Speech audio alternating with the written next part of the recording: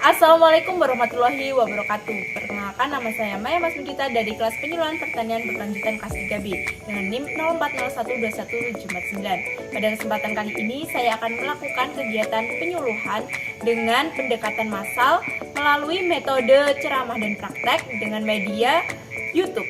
Untuk lebih jelasnya, simak video berikut ini. Dengan melihat permasalahan yang sedang dihadapi petani saat ini, yaitu salah satunya minimnya petani dalam penerapan teknologi informasi.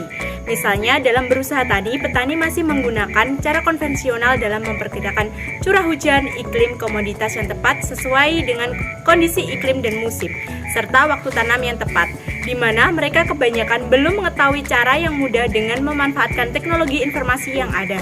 Kebanyakan dari para petani belum paham tentang penggunaan dan pemanfaatan teknologi informasi tersebut, sehingga yang terjadi di lapangan para petani dalam berbudidaya masih menggunakan cara manual, sehingga petani diharapkan mampu menerapkan teknologi informasi dalam berusaha tani tersebut. Pekerjaan petani lebih dipermudah, usaha tani lebih terkontrol dan dapat mengantisipasi kegagalan panen akibat pemilihan komoditas yang tidak sesuai, akibat kekeringan, kebanjiran, potensi kerusakan karena organisme pengganggu tanaman, dan waktu tanam yang tidak tepat. Oleh sebab itu, kami memberikan materi penyuluhan berupa cara penggunaan sistem informasi kalender tanam terpadu. Dengan menggunakan sistem informasi tersebut, petani dapat meminimalisir kegagalan usaha tani ke depannya. Keunggulan penggunaan sistem kalender tanam terpadu yaitu yang pertama, bersifat dinamis karena disusun berdasarkan perakiraan iklim per musim. Kemudian sangat operasional karena disusun hingga skala kecamatan. Kemudian bersifat spesifik lokasi karena mempertimbangkan potensi sumber daya iklim, air dan tanah, wilayah rawan bencana atau banjir, kekeringan, organisme pengganggu tanaman yang belum tentu sama antara satu kecamatan dengan kecamatan lainnya. Kemudian dapat diintegrasikan dengan rekomendasi teknologi atau pupuk, benih, dan PHT. Kemudian yang terakhir, mudah diperbarui atau diupdate sesuai dengan perkembangan perakiraan hujan bulanan atau musiman, serta mudah dipahami karena disusun secara spasial dan tabular dengan uraian yang jelas. Setelah mengetahui pengertian dan keunggulan dari sistem kalender tanam terpadu, saya akan merekomendasikan kepada petani mengenai cara penggunaan sistem kalender tanam terpadu. Untuk lebih jelasnya, mari simak berikut ini. Langkah yang pertama yaitu search di Google dengan mengetik katam.litbang.pertanian.go.id, lalu klik enter. Pada menu utama ini terdapat yang pertama kalender tanam, standing crop, pupuk dan varietas, alsintan dan pakan ternak, dampak perubahan iklim, dan kekeringan pertanian. Yang kita praktekkan saat ini yaitu kalender tanam dengan mengeklik menu kalender tanam 2 kali.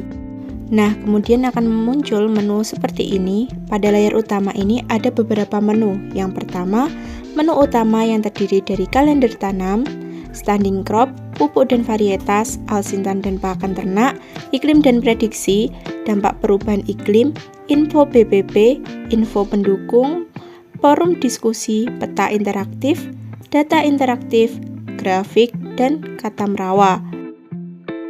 Yang kedua, ada wilayah administrasi yang meliputi nasional, pulau, provinsi, hingga kabupaten.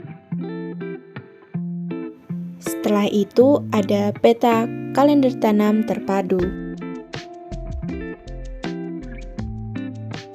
Setelah itu, ada informasi kalender tanam, luas baku, dan potensi luas tanam. Bagaimana sih cara mendownload data di Katam Terpadu? Yang pertama, kita mencari wilayah yang akan kita lihat datanya, misalnya wilayah Kabupaten Tulungagung. Setelah ketemu Kabupaten Tulungagung, kita klik.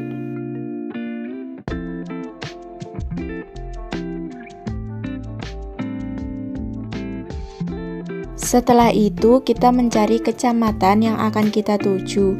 Misal ini wilayah yang kita tuju adalah Kecamatan Ngunut. Lalu, klik 2 kali. Di sini kita bisa melihat data-data Kecamatan Ngunut Kabupaten Tulungagung. Nah, apabila kita ingin mencari data dan mendownload data yang ada di Kecamatan Ngunut, maka klik cetak dokumen. Lalu start download, klik yes. Selanjutnya kembali ke halaman utama, Kita kembali lagi cetak dokumen, lalu open.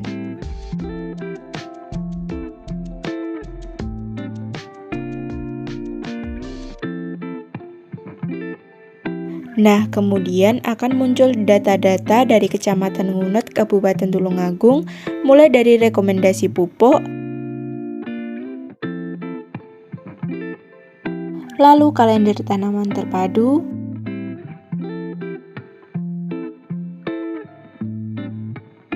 hingga cara penanaman tanaman padi yang direkomendasikan di wilayah Kecamatan Ngunut, Kabupaten Tulungagung.